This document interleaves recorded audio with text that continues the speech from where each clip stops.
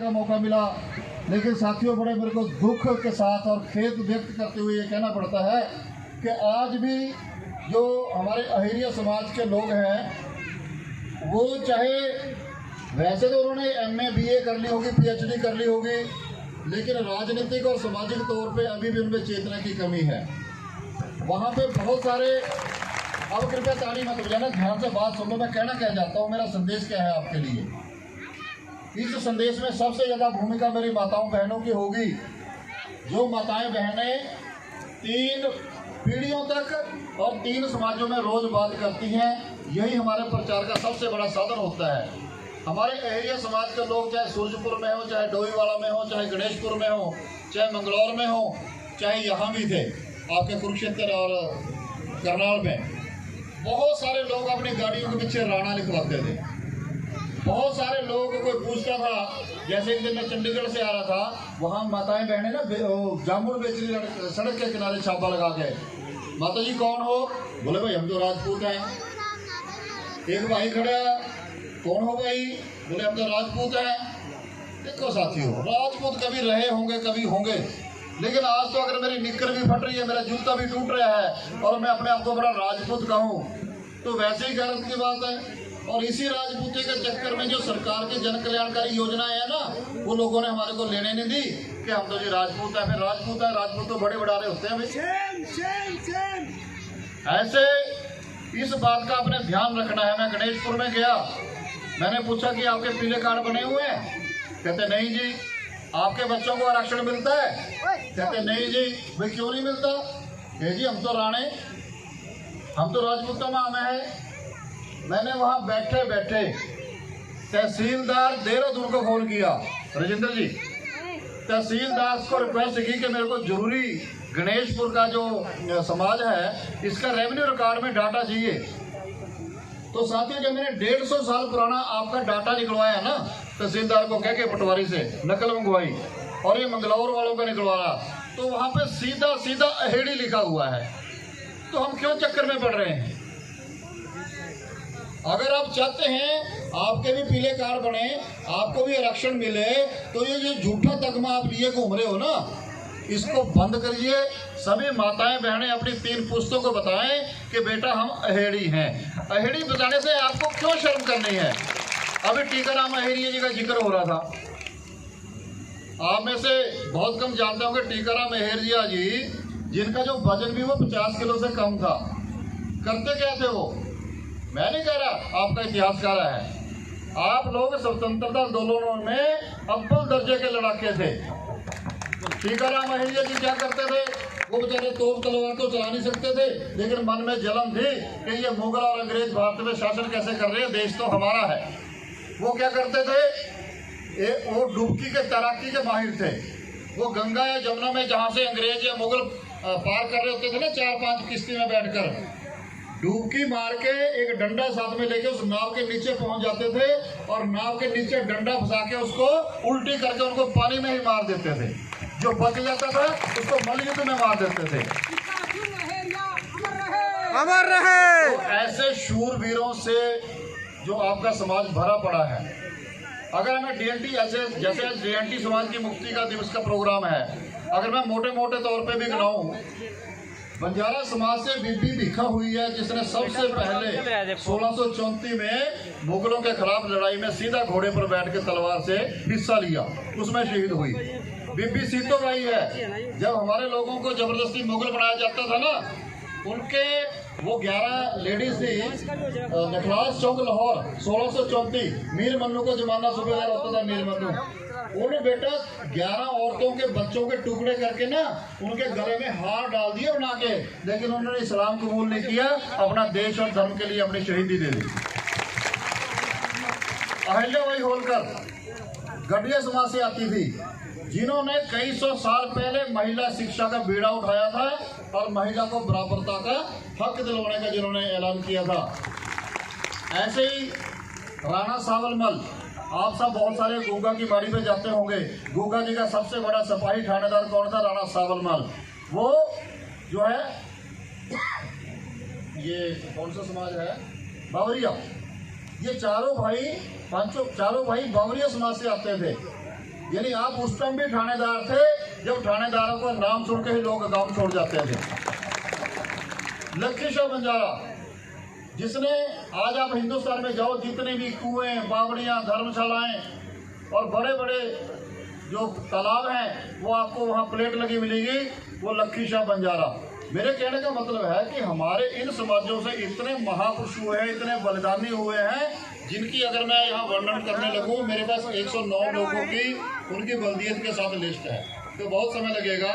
आप लोग महान हो, सिर्फ एक चिंगारी जो ये टीम जगारी है उसके साथ मिलकर ज्वाला बनने की जरूरत है बस। TNT समाज, TNT समाज, लहरिया समाज। अब क्या हुआ, हमारे ऊपर लग गया 1871 का क्रिमिनल ट्राइब एक्ट। अंग्रेजों ने ये साबित कर दिया कि ये जो घुमंतु जातियां हैं ना, ये हमारे लिए सबसे ज्यादा खूंखार हैं। ये क्या करते थे, अंग्रेज को काट के ना नीचे दबा के ऊपर झोपड़ी बना लेते थे, उसका जो घोड़ा होता था उसको भी काट के खा खू लेते थे या बरान कर देते थे। तो इन्होंने हर तरीके से, तीर से इन्होंने मारा अंग्रेजों को, भाले से इन्होंने मारा। ज्यादा से ज्यादा ये क्या करते थे, जब कुछ हथियार उठाने की जरूरत नहीं थी ना, छोटी सी गुलेल बना के दरख्त में चढ़ जा करते थे, उनको गुलेल माथे में मार के उनको बेहोश कर दे जाते, लूट लेते। तो हमारा जो समाज है वो हर दिशा में आगे रहा है। और अब हमारा जो इस बात को लेके जो हमारा जो समाज है वो क्रिमिनल ट्राइब एक्ट में चला गया। क्रिमिनल ट्राइब एक्ट में जाने की वजह से हमारे घर बार थे, महल मनार थे, राजकोट थे, दुकानदारी थी, सब छूट गई। हम तो चले गए मरुस्थलों में, जंगलों में, नदियों के किनारे। अब जब बदल के थोड़ी ठंड ठहर हुई, हम लोग दोबारा अपने गांवों में बसने लगे, तो हमारे को कहीं जगह नहीं मिली। जो उस टाइम की सरकारें जिन्होंने बनाई, जो उस टाइम के पढ़े लिखे लोग थे, जहाँ भी पढ़ाई की बात आ रही थी, उन्होंने अपनी अपनी जातियों के दर्जे लगवा लिए, अपनी अपनी जातियों को आरक्षण दिलवा लिए, अपनी अपनी जातियों के लोग MLA मंत्री बना लिए, और हमारा कोई भी नहीं। क्योंकि जिस समाज का प्रतिनिधित्व नहीं होता, जिसके जिस समाज के तो 2-4 लोग कोई MLA नहीं बनते, मंत्री नहीं बनते, DC नहीं लगते, चपरासी नहीं लगते, तो उनकी बात कौन सुनेगा। अब जब हमने अलख जगाई और जागृति आई, तो महेंद्र जी, राजेंद्र वगैरह या धर्मपाल जी जो भी हैं, इन्होंने उस बात को पकड़ा और अपनी जाति की जो SC के सर्टिफिकेट बनवाने चाहे, तो दूसरे समाजों के लोग आपके सामने ऐसे तलवार बन के खड़े हो गए कि नहीं भाई, ये तो राजपूत है, ये तो यादव है, ये तो अहीर है। फिर मैं अहीरों के कुरुक्षेत्र धर्मशाला में गया, अहीरों की बुक लाया, उनके गोत्र पता किए। उन्होंने स्पष्ट लिखा है कि जो यादव है, अहीर है, वो अलग है, और जो अहीरिया है वो अलग है। लहरिया समाज जिंदाबाद, लहरिया समाज जिंदाबाद। ये सारी बातें मैंने बोर्ड के माध्यम से सरकार को पहुंचाई। सरकार ने हमारे को आदेश किए, हमने SDMO को, DCO को, तहसीलदारों को उस बात के लिखित आदेश दिए कि ये लोग वाकई अहेरिया समाज के हैं और इनको SC के जो प्रमाण पत्र बनाए जाने उचित हैं। तब जाके, क्योंकि प्रशासन में भी कर्मचारी लोग होते हैं, बेचारे अपनी नौकरी से डरते हैं भी किसी का गलत सर्टिफिकेट बन गया। तो मैं मेहनत की दाद देता हूँ इस टीम की, जिन्होंने UP तक से अपने सर्टिफिकेट मंगवा के, अपना जो इनकी कुर्सी नामा था वो तक मंगवा के भी प्रशासन को दिखाने का काम किया कि हम वाकई अहेरिया हैं। जहाँ हम 400 साल पहले या 200 साल UP में रहते थे, ये हमारे टैक्स हैं, ये हमारा चूल्हा न्यूला है, वो है मामला है, वो सारी रसीदें दिखाने का उन्होंने प्रशासन। और फिर उसी मूल मंत्र में आता हूँ, हम पुरुष लोग जितना मर्जी इस बात को आगे चलाने के लिए झंडा उठा के दौड़ते फिरें, ये झंडा तब तक कामयाब नहीं होगा जब तक मेरी मातृशक्ति और मेरे युवा साथी जो है इसमें आगे होकर नहीं चलेंगे। तो ये सबसे बड़ी जो जिम्मेवारी है युवाओं के कंधों पे आ जाती है और मेरी महिला शक्ति के कंधों पे आ जाती है। जब भी कोई आप लोग मीटिंग करते हैं, कई लोग मेरे क्या करते हैं कि बापू मैं तो काम जा रहा हूँ, दूसरा कह रहे जी मैंने तो ट्रैक्टर ठीक कराना है, अपने किसी चाचे ताऊ के बेचारे बुजुर्ग को वहाँ भेज चले तो जाइए। अब बुजुर्गों का हाल देखो, मैं कहता हूँ किस्मत अच्छी हो, किसी की पूछ हो तो बहुत अच्छी बात है, नहीं तो बुजुर्गों का हाल आज के डेट में बहुत वैसा भी है। कई घरों में कोई बुजुर्ग बैठे हैं लेकिन उनकी पूछ नहीं है, ना दादा ना पोता पूछता, ना पुत्र पूछता, ना बहू पूछती, ना कोई और पूछता। साथियों, जैसे वो लड़का शेर सुना रहा था ना, अगर कोई बुजुर्ग कि आज डेट में इज्जत नहीं होती या कोई इसका हमारा परिवार की इज्जत नहीं करता, तो आप ये मान करके चलना कि जब आप लोगों ने बुजुर्ग बनना है ना, दादा पोता बनना, दादा बनना है, दादी बनना है, तो आपकी भी इज्जत नहीं होगी। किसी गलत फहमी में ना रहे युवा समाज। अपने माता पिता को, बहुत से लोग मेरे घर में जाते हैं, एमएलए साहब, मैंने कहीं पे विष्णु भगवान की या गुरु गोविंद सिंह की फोटो नहीं लगा रखी। मैंने इसके लिए उदाहरण किया है कि मैंने सामने जो है सबसे पहले अपने माता पिता की फोटो लगा रखी है। अगर सुबह चलता हूँ तो उनको प्रणाम कर देता हूँ। साथियों, 1871 का जो क्रिमिनल एक्ट क्या था, ये जानने की जरूरत है कि हमारे को क्यों जंगलों में जाना पड़ा। हमारे ऊपर जब ये एक्ट लग जाता था, जब कोई इलाके में डकैती हो जाती थी या मर्डर हो जाता था, तो हमारे लोगों को पकड़ के बिना पूछे थाने में डाल दिया जाता था। वो कानून क्या था, काला कानून, कि ना तो हम वकील खड़ा कर सकते थे, ना कोई अपील दे सकते थे, ना कोई दलील दे सकते थे। जिसको थानेदार ने कह दिया कि इसने मर्डर किया है तो किया है। ना हम जमीन खरीद सकते थे। जिस किसी भाई ने, किसी बंजारा ने, किसी सिगलीगर ने, किसी अहेरिया ने, किसी बावरिया ने जमीन खरीदी है ना, भाई बीच में ना बोलिए प्लीज, उसने 2-4 तहसीलें पार करके आके किसी नंबरदार को 2 रुपये 4 रुपये दे के उसकी मेहनत करके अपनी जाति बदल के, जैसे जाति तो है अहेरिया, उन्होंने अपना कोई गोद रखा दिया होगा, छांगण मांगण कुछ भी लिखा के वहां पे रजिस्ट्री कराई, और उसकी सजा क्या मिलती थी? जो बिना पूछे हमारे लोग अंदर गिर देते थे, उनको या तो ऐसे दरख्त से लगा के कच्ची फांसी तोड़ दी जाती थी या काले पानी की सजा। तो आप लोग भाग्यशाली हो, गौरवशाली आपका इतिहास है। सिर्फ आपको, जैसे मैंने कहा, जो इस टीम ने चिंगारी जगाई है, उसके साथ चिंगारी से चिंगारी मिला के जोत बनने की जरूरत है। बहुत सारे मेरे जैसे घुमंतु जाति के लीडर भी, कार्यकर्ता भी, मैं उनको भी इस मंच से संदेश देना चाहता हूँ। जो मेरे जैसे मोटे पेट वाले हैं, कई लाख रुपए घर में आते हैं, वो प्रोग्राम में जाके मेरी तरह सामने वाली कुर्सी पे हीरो बन के बैठ जाते हैं। मेरी किसी बात का गुस्सा भी लगे तो 2 मिनट के लिए लगेगा, लेकिन उसमें एक सच्चाई है या उसमें एक सीख है।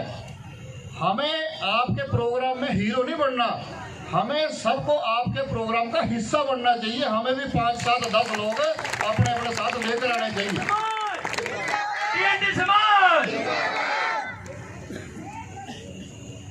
एक बड़ी, मैं लास्ट में बात कह के जा रहा हूँ कि जो हम ऐसे प्रोग्राम करते हैं ना, जैसे ये हमारी टीम है, इनमें टीम में सारे लोग थोड़े से, चलो मान लो सक्षम है कि ये जा सकते हैं, आ सकते हैं, बात सुन सकते हैं, बात सुना सकते हैं, लेकिन जिनके लिए ये लोग दौड़ धूप कर रहे हैं, वो कौन लोग हैं?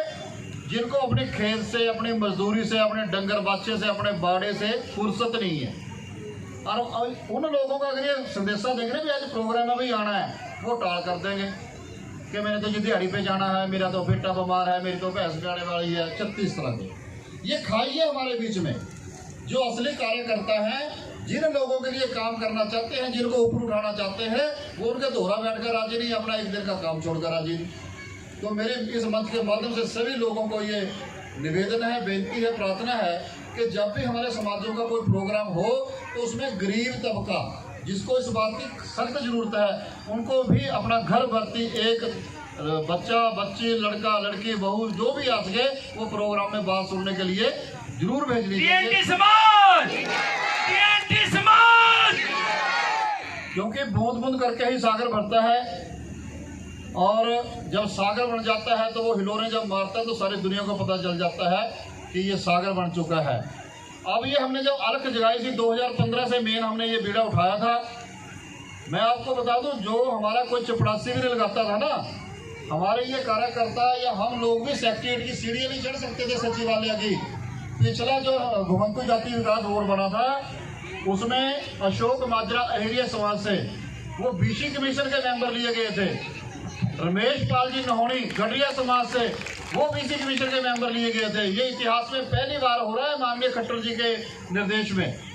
नहीं, सरकारें 60 साल से किसी ने हमारे को नहीं पूछा। जसमेर सिंह बंजारा आपके सामने खड़ा है, 4 साल सेक्रेटरीट में बैठा है, SC/ST आयोग का मेंबर रहा है। आपके बीच में ईश्वर सिंह जी बाजीगर समाज से आप सामने बैठे हैं, वो भी SC/ST आयोग के मेंबर रहे हैं। सुनीता जी झज्जर से, बौरिया समाज से हैं, वो भी हमारे साथ मेंबर रही है। हवा सिंह जी ढेर समाज से आते हैं पानीपत से। भीम सिंह जी गाडिया लोहार समाज से आते हैं। लोहार सपेरा समाज से आते हैं। बसंताराम अभी बाजीगर समाज से हैं। ओमपाल जी गडरिया समाज से हैं। तो ऐसे साथियों इतिहास में पहली बार हुआ है। आपके इस जोड़ जंत को देखकर सरकारें भी आपकी इज्जत करती हैं। उन्होंने हमारे लोगों को सरकार में लेना शुरू कर दिया है।